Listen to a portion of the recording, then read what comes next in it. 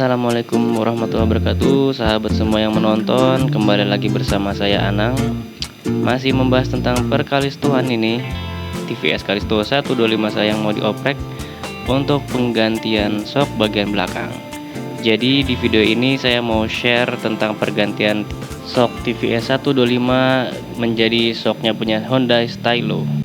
Pada video ini dibuat itu udah saya ganti ya. Jadi ini shock TVS Kalisto 125 nya kurang lebih seperti ini, cukup tinggi kalau saya ukur, dan ketika saya rubah ke stylo itu jadinya lebih pendek.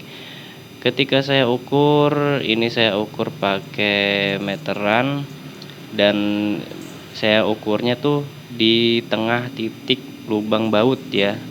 Rata-rata sih orang ngitungnya kayak gitu.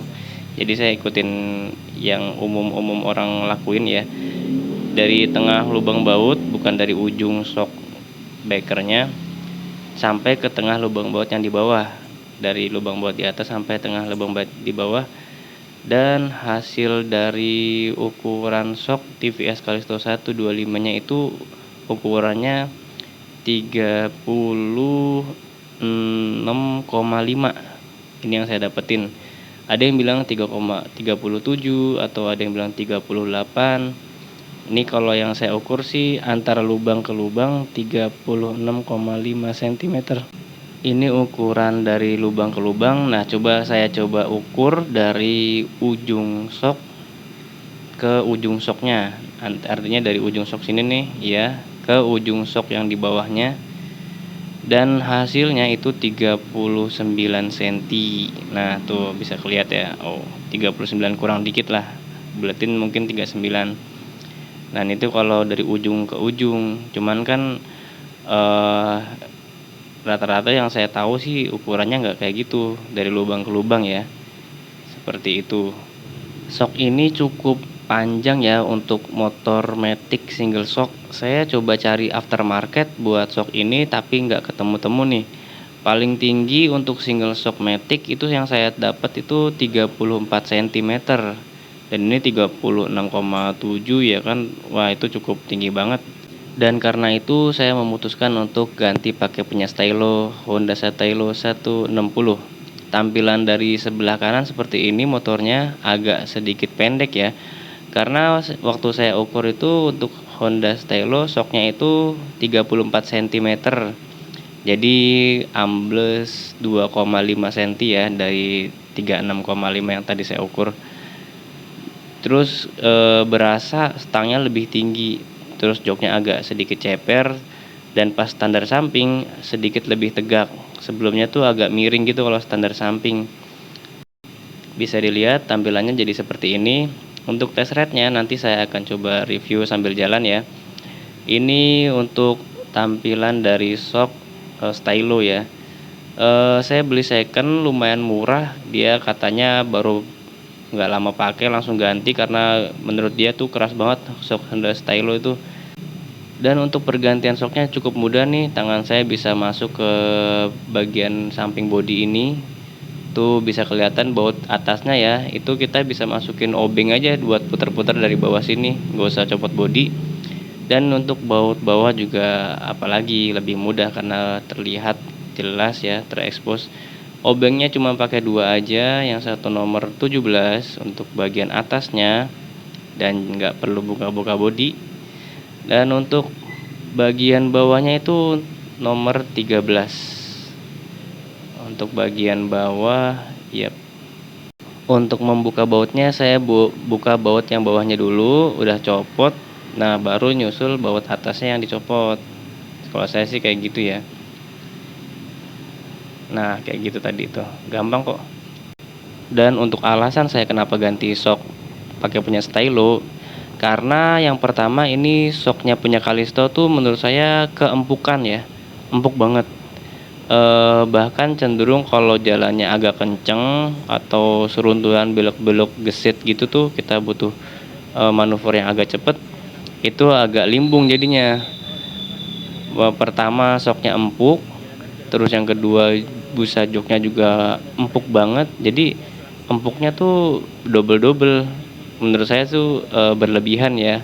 Jadinya Kalau di jalan jelek yang ini kan yang saya lewatin sekarang jalanannya geradakan kecil-kecil aja, ya itu sih, biasa-biasa aja. Cuma kalau jalanannya geradakan kecil kayak gini tapi sambil ngebut, itu limbung jadinya. Nah, cuman kalau enaknya sok empuk yang punya Kalisto itu ketika jalanannya bener-bener jelek ya, kayak lubang-lubang atau jalanan tanah yang semi-semi off-road gitu ya. Nah, itu justru jujur saya rasa itu enak banget. Waktu saya bawa ke Lampung, jalanannya waktu itu kebetulan lewatin yang kurang bagus dan cukup parah lah. Itu enak, malah, enak banget sih menurut saya.